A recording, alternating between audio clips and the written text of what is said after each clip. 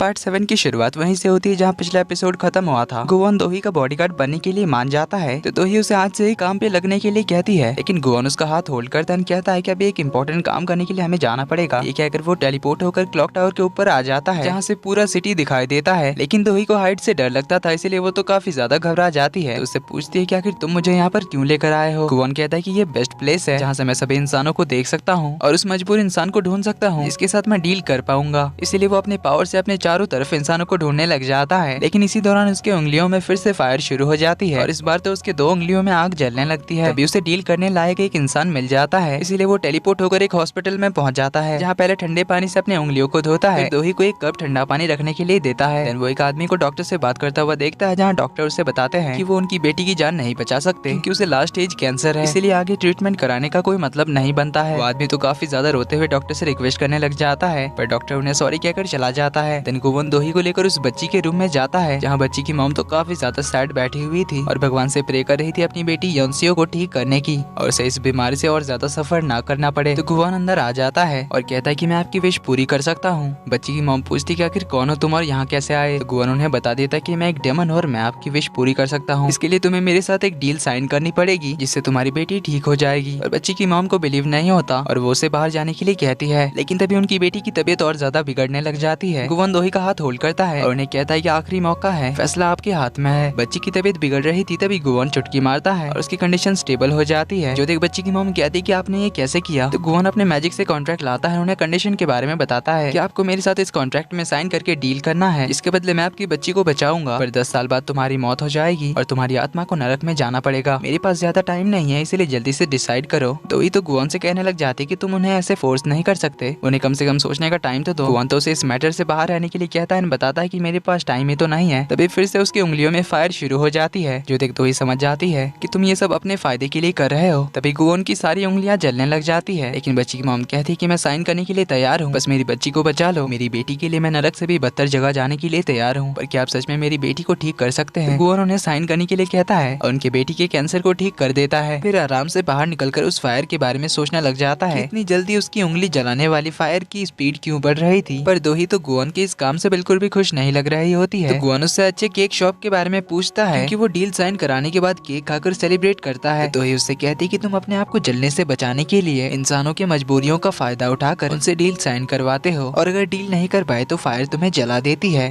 तो तुम ये काम अपने सेल्फिश रीजन के लिए कर रहे हो। गुवोन कहता है यही मेरा काम है क्योंकि मैं अपने आप को जलाकर राख नहीं करना चाहता। दोही कहती है तुम अपने आप को बचाने के लिए दूसरों की जिंदगी के साथ खेलते हो, क्या ये तुम्हें सही लगता है। गुवोन कहता है दुनिया में कोई भी चीज फ्री में नहीं मिलती और मैं तो उल्टा इंसानों की विश पूरी करता हूँ, इसकी कीमत उन्हें चुकानी तो पड़ेगी ना। इस पर दोही कहती है तुम सच में शैतान हो, इंसानों की मजबूरियों का फायदा उठाकर उनकी जान लेते हो। गुवोन कहता है कि पर मैंने तो उस बच्ची की जान बचाई, क्या तुमने देखा नहीं वो बच्ची मरने वाली थी। इस पर दोही कहती है कि पर तुमने कभी ये सोचा है कि उस बच्ची को जब पता चलेगा कि वो जिंदा है अपनी मॉम की कुर्बानी की वजह से, तब वो अपनी पूरी लाइफ कितनी गिल्टी फील करेगी। लेकिन गुवोन कहता है कि अब ये इंसानों के बेकार इमोशंस के बारे में बात करना छोड़ो, मुझे एक अच्छे से केक शॉप पर ले चलो। लेकिन दोही तो उसे इग्नोर करके जाने लगती है। तो गुवोन उसे रोककर उसके ऑफिस ही चलने के लिए कहता है, पर दोही उसे कहती है कि अब मुझे तुम्हारी जरूरत नहीं है, आई आज से तुम मेरे बॉडीगार्ड हो, तुम जैसे डेविल को मैं अपने आसपास भी नहीं देखना चाहती। ये कहकर वो चली जाती है। तो गुवोन कहता है कि सेल्फिशनेस के मामले में इंसान डेमन से काफी गुना आगे है, जब किसी मुसीबत में पड़ोगी तब तुम्हें मेरी जरूरत का एहसास होगा। सीन कट होता है, हमें मैडम जू को दिखाया जाता है जो कि उसी हैंड ग्लव्स वाले बंदे को डांट रही होती है कि तुमने अपने बुरे काम को अंजाम देने के लिए एक जान ले ली, तुमने जो किया इसके लिए तुम्हें सजा तो मिलनी ही चाहिए। अब ये सुन ग्लव्स वाला बंदा यहाँ से जाने लगता है, पर दूर खिड़की से वो मैडम जू की ओर देखता है और वो काफी ज्यादा गुस्से में लग रहा था। यहाँ भी हमें उसका फेस नहीं दिखाया जाता। पर इधर गुवोन तो बड़े मजे के साथ केक खा रहा था नया डील करने की खुशी में। तभी बटलर आकर बताता है कि आपने जो कंडीशन बताया था अपना टैटू दोही के हाथ से वापस लेने के बारे में, वो मैंने पता कर लिए हैं। टाइम था रात के 12:30 बजे का। समंदर के पानी का टेम्परेचर था 15.8 डिग्री सेल्सियस।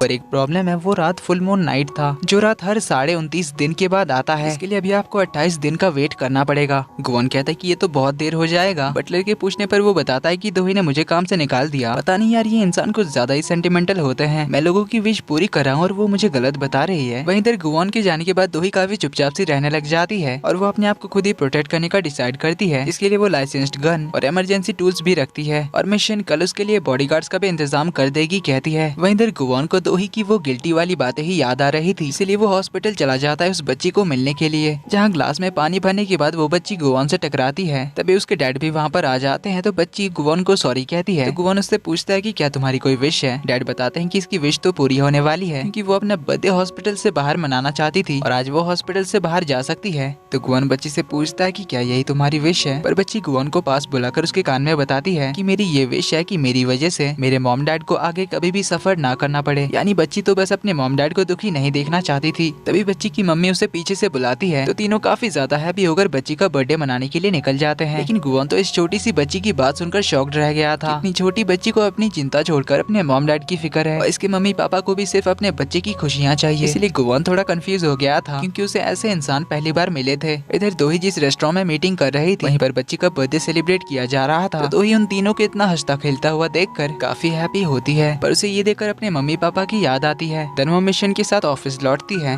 मिशन बताती है कि आपके बॉडीगार्ड का इंतजाम कर दिया है। दोही जैसे ही कार से बाहर निकलने वाली होती है कि तभी बाहर गुवान खड़ा होता है हाथ में छाता पकड़े, क्योंकि बाहर बारिश हो रही थी। दोनों काफी देर तक बिना कुछ कहे बस एक दूसरे को देख रहे थे। वहीं गुवान तो अब फुल बॉडीगार्ड के अंदाज में होता है। जिसके बाद वो सभी ऑफिस के अंदर आते हैं, जहाँ गुवान मिशन से पूछता है कि क्या मुझे कोई गन या फिर कोई वेपन मिलेगा। लेकिन मिशन तो उसे मार्शल आर्ट्स की किताब और वेपन्स ट्यूटोरियल की किताब पकड़ा देती है, जिन्हें गुवान लेकर पढ़ने बैठ जाता है। ऑफिस के सारे स्टाफ्स तो उसके बारे में गॉसिप करने में ही बिजी होते हैं, स्पेशली लड़कियां तो गुवान के हैंडसमनेस पे फिदा हो गई थी। लेकिन गुवान तो फुल कंसंट्रेशन के साथ बुक्स पढ़ रहा था। देन ऑफिस के बाद गुवान उसे घर छोड़ने के लिए जा रहा था। तो ही उससे पूछते कि तुमने अपना माइंड क्यों चेंज किया। गुवान कहता है कि मेरी लाइफ कुछ ज्यादा ही पीसफुल हो गई थी, इसीलिए सोचा कि कुछ प्रॉब्लम्स के ही गले पड़ जाऊं। तो ही पूछते कि वैसे तुम डेमन कैसे बने, या तुम पैदा ही डेमन हुए थे, और वैसे तुम्हारी एज क्या है। गुवान बताता है कि मैं डेमन की लाइफ 200 सालों से जी रहा हूँ, पर मैं पहले इंसान हुआ करता था, पर तुम सब जैसे लो लेवल का नहीं था, इसीलिए तो गॉड ने सारे इंसानों में से मुझे चूज किया हेल की जिम्मेदारी संभालने के लिए, क्योंकि तुम इंसानों के मुकाबले मेरा लेवल ही अलग था। पर तो उसकी बात को मजाक में उड़ा देती है। तभी वो मैडम जू को कॉल लगाने जाती है, लेकिन उनका कॉल नहीं लग रहा था, इसीलिए वो उनसे मिलने के लिए उनके घर की ओर जाती है। पर वहाँ जाकर वो देखती है कि मैडम जू तो अपने ग्रीन हाउस में बैठे हुए ही मर चुकी थी। जो देख तो ही काफी ज्यादा सैड होती है, फूट फूट कर रोने लग जाती है और गुवान से रिक्वेस्ट करने लग जाती है कि मैं तुम्हारे हर कॉन्ट्रैक्ट पे साइन करने के लिए तैयार हूँ, बस तुम मेरी मैडम जू को बचा लो। इस पर गुवान उसे कहता है कि मैं किसी मरे हुए को वापस से जिंदा नहीं कर सकता। जो सुन तो ही तो बहुत ही ज्यादा रोने लग जाती है। इसके बाद हमें मैडम जू के फ्यूनरल का सीन दिखाया जाता है, जहाँ मैडम जू का बेटा और बेटी दोनों ही अपने फेक आंसू के साथ वहाँ पर खड़े होते हैं। वहीं दोही उनसे थोड़ी दूर मैडम जू को याद कर रही थी। तभी जूसियो उसके पास आकर उसे बताता है कि मैडम जू ने मरने से पहले एक फाइनेंशियल ऑडिट टीम बनाई थी, लेकिन अभी उस ऑडिट टीम को बोर्ड मेंबर्स ने कैंसिल कर दिया है। जो सुन दोही तो सोच में होती है। तभी सुहान आकर उसे नीचा दिखाने लग जाती है कि अब तो तुम्हारी साइड लेने के लिए मॉम भी नहीं है, पर दोही तो उसे चुप करा देती है। तभी सुहान के बच्चे वहाँ कुछ बॉटल्स फोड़कर भागने लग जाते हैं। तो सुहान उन्हें पकड़ने के लिए उनके पीछे भागती है। जो देख यहाँ मौजूद सभी लोग तो हंसने लग जाते हैं। जो देख दोही और गुवान को ये समझने में देर नहीं होती यहाँ पर कोई फ्यूनरल नहीं चल रहा, यहाँ तो पार्टी हो रही है। दोही आसपास देखती है कि सारे बड़े बड़े शेयर होल्डर्स और बिजनेस पार्टनर्स कि सब लोग तो यहाँ बस बिजनेस की बातें कर रहे हैं। जो सब देखकर दोही को बहुत ही बुरा फील होता है, इसलिए वो यहाँ से चली जाती है। वहीं इस पार्टी में हम उस किलर को भी देखते हैं जो दोही पर नजर रखे हुए था। इसके बाद सिक्योरिटी का ड्रेस पहनकर वो घर के सीसीटीवी कंट्रोल रूम में घुस जाता है। दोही अपसेट होकर मैडम जू के ग्रीन रूम में आती है, जहाँ वो प्लांट्स लगाया करती थी और उनके साथ अपने पलों को याद कर रही थी। तभी यहाँ पर नौसुक का बेटा म्योंग आता है, जो यहाँ सिगरेट जलाने वाला था। तो दोही उसे मना करती है, क्योंकि मैडम जू को सिगरेट की बदबू बिल्कुल भी पसंद नहीं थी। लेकिन म्योंग कहता है कि बुढ़ी तो मर चुकी है और ये सब कुछ अब मेरे डैड का है, इसके बाद मेरा होगा, इसलिए मैं कुछ भी कर सकता हूँ। पर दोही तो गुस्से में उसका सिगरेट लेकर फेंक देती है। जो देख म्योंग कहता है कि आज मैं जाने देता हूँ, क्योंकि आज बहुत ही खुशी का दिन है, पर अगली बार ऐसा कुछ भी करने के बारे में सोचना भी मत। दोही कुछ कहने जा रही थी, तभी वहाँ पर गुवान आ जाता है। तो म्योंग उससे पूछता है कि आखिर तू है कौन। देखकर लगता है बॉडीगार्ड है। गुवान कहता है मैं मिस दोही के लिए कुछ ऐसा हूँ जो उनसे दूर नहीं जा सकता, पर ना ही मैं इनका बॉयफ्रेंड हूँ ना ही एक्स। म्योंग कहता है समझ गया, तू भी इसकी तरह सड़क छाप है। ये कहकर वो जाने लगता है तो गुवान दोही का हाथ होल्ड करता है अपनी पावर से म्योंग को दरवाजे से टकराता है। जो देख दोही स्माइल करती है। देन गुवान दोही के साथ बैठकर मैडम जू के बारे में काफी सारी बातें करता है और दोही को कंसोल भी करता है। तभी वहाँ पर पुलिस वाले आ जाते हैं, जो इन सभी को बात करने के लिए अंदर बुलाते हैं, जहाँ वो बताते हैं कि मैडम जू के बॉडी में डिक्लोफेनेक नाम के मेडिसिन के पार्टिकल्स मिले हैं। लगता है मरने से पहले उन्होंने वही खाया था। जो सुन दोही बताती है कि ऐसा नहीं हो सकता, क्योंकि मैडम जू ने कभी भी उस मेडिसिन को नहीं लिया, क्योंकि वो उस मेडिसिन से एलर्जिक थी। इससे दोही तो समझ जाती है कि उनकी मौत नेचुरल हार्ट अटैक से नहीं हुआ है। पर नौसुक कहता है कि इन सब का अब कोई फायदा नहीं है। अभी हमारी कंपनी के लिए यही अच्छा होगा कि हम अनाउंस करें कि उनकी मौत नेचुरल हार्ट अटैक से हुई है, क्योंकि हमारे शेयर्स ऑलरेडी डाउन चल रहे हैं और अगर इस बारे में बताया तो बाहर बहुत सारी गॉसिप्स होंगी, जिससे हमारी कंपनी को बहुत नुकसान होने वाला है। इसीलिए ये सब तो मान जाते हैं इसे हार्ट अटैक बताने के लिए। पर दोही कहती कि ये मेडिकल नेग्लिजेंस है, किसी ने जानबूझकर उनकी मेडिसिन बदली है। है, पर सुवान कहते कि सच पता करने के बाद भी इसका तो कोई फायदा नहीं होने वाला, हमारी मॉम वापस से जिंदा नहीं हो जाएंगी, इसलिए अभी हमें कंपनी के बारे में सोचना चाहिए। तो वो पुलिस वालों को भी इस बारे में कुछ भी बताने से मना करता है और बाहर इस बारे में अनाउंस करने जाता है। लेकिन दोही तो समझ जाती है कि मैडम जू को इनमें से ही किसी ने मारा है, इसलिए वो अपनी मैडम जू को इंसाफ दिलाने के लिए बाहर जाकर सबके सामने कह देती है कि मैडम जू की मौत नेचुरल नहीं है, बल्कि उनका किसी ने मर्डर किया है। लेकिन यहाँ सारे बंदे नोसुक के ही थे, इसलिए वो उसे चुप रहने के लिए कहते हैं, अपने गार्ड्स को उसके साथ लगा देते हैं और मैडम जू के लॉयर को उनकी विल पढ़ने के लिए कहता है। अब ये लोग तो सोचकर बैठे थे कि मैडम जू अपनी सारी प्रॉपर्टीज और मेरा ग्रुप अपने बड़े बेटे को देंगे, लेकिन उन्होंने तो अपनी सारी प्रॉपर्टीज, शेयर और कंपनी दोही के नाम पर ट्रांसफर कर दिया था। पर एक कंडीशन भी था कि मैडम जू के मरने के 1 साल के अंदर उसे शादी करनी पड़ेगी, तभी उसे ये सब कुछ मिलेगा, वरना सब कुछ एक वेलफेयर फंड में चला जाएगा। जो सुन तो सब लोग एकदम हैरान हो जाते हैं, स्पेशली नोसुक और सुवान। वहीं दोही भी ये सुनकर हैरान थी। दोही ये सब सुनकर लॉयर के पास आती है, वहीं सुवान तो पागलों की तरह हरकत करने लग जाती है। वहीं नोसुक की वाइफ कहती कि तुम इसे एक्सेप्ट तो नहीं करोगी ना। लॉयर मैडम जू का लिखा हुआ 3 लेटर नोसुक, सुवान और दोही को देते हैं। सुवान तो दोही पर अटैक करने ही आ जाती है, पर जूसेओक उसे पीछे हटा देता है। दोही तो मैडम जू का लेटर देखकर काफी इमोशनल होकर उनकी तस्वीर की ओर देखती है, अपने मन में कहती है कि आपको जिसने भी मारा है उसे मैं सजा दिलाकर रहूंगी और सच का पता लगाऊंगी, चाहे इसके लिए मुझे उस डेमन से हाथ क्यों ना मिलाना पड़े, और आपने जो जिम्मेदारी मुझे दी है उसे मैं पूरी शिद्दत के साथ निभाऊंगी। ये बोलकर वो गुआन की ओर जाती है, उनसे कहती है और उसे डायरेक्टली शादी करने के लिए कहती है, और ये बोलकर वो मैडम जू का दिया हुआ एक रिंग निकालती है और गुआन की ओर बढ़ाती है, जिससे गुआन तो हैरान रह जाता है। इसी के साथ पार्ट 7 का एंड यहीं पर होता है।